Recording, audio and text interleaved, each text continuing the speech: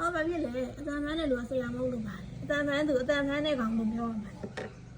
သူ့အတန်ဖန်းဆရာလို့ပြောလို့လေဆရာလို့တက်မပြောရနဲ့ဆရာမဟုတ်လို့ပါတယ်တပည့်ကိုကတင်ပြပေးရတာလေဆရာလို့တက်လို့ရတယ်စိုက်ကားဆရာတွေတော့မှစိုက်ကားလေးနေတာတော့စိုက်ကားဆရာလို့ပဲပြောပြီးခေါ်တာလေစိုက်ကားသမားလို့ခေါ်ရင်တော့ငယ်တည်းကျတော့ရိုင်းနေတယ်ဒါသူတို့နင်းပေးလို့ကိုကစီးရတယ်လေကိုကမနင်းတတ်ဘူးလေစိုက်ကားဟုတ်တယ်ကိုတက်နေခိုင်းပါလားတောင်ရောက်မြောက်ရောက်နေနင်းရမှာသူတို့နေနေတဲ့လူကစိုက်ကားဆရာပဲလေအဲ့မှာအတန်ဖန်းဆရာဆိုလည်းအဲ့လိုပဲလေအတန်ဖန်းရုံနေမဟုတ်ဘူးသူတင်ပြပေးရသေးတယ်အဲ့ဒါကိုဆရာတက်မခေါ်လို့ဘယ်လိုခေါ်ဆရာလို့ခေါ်ရင်ပင်ချင်းဆရာလို့ခေါ်ရင်ပင်ချင်းတော့ဆရာလို့ခေါ်ပြီးစော်ကားတော့ကြအတွေ့အကြုံလေးတစ်ခုပြောပြပါအောင်လေအဲ့လိုပြောရင်အတင်းကြည့်အောင်လေ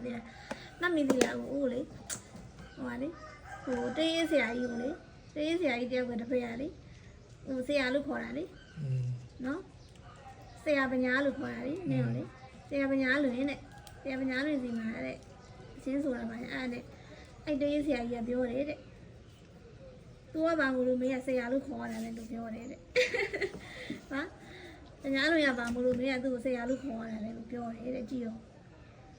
အဲ့လိုပြောရတယ်နော်သူကိုယ်တိုင်ကျတော့ကိုပညာလို့ရှိမှတော့သူ့ကိုယ်ဆရာနဲ့သူ့ကိုပညာလို့ရပါကိစ္စဆရာတင်ရမှာလေပညာလို့ဆိုတာကအတန်တန်းဆရာပဲသူတို့နဲ့သိရမလားသူလည်းအနှစ်ဘယ်လောက်လဲအနှစ်20ကျော်နော်အနှစ်စိတ်လောက်ရှိပြီသူလည်းဒီတေးရတက်တယ်ပညာလွင်ရလည်းပဲ29နှစ်ရှိတယ်သူထက်တောင်မြင့်သေးတယ်ပညာလွင်ရသိရမှာတက်တန်းအရာတွင်ပညာလွင်ရတော့မှ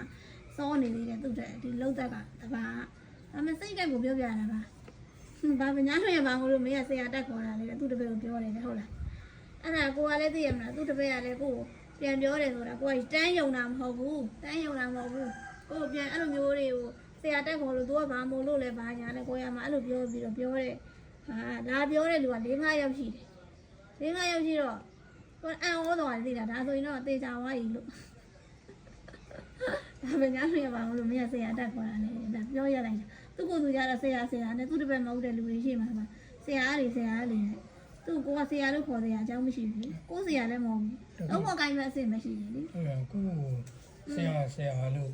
ပြောနေတယ်လေပါလေသိလား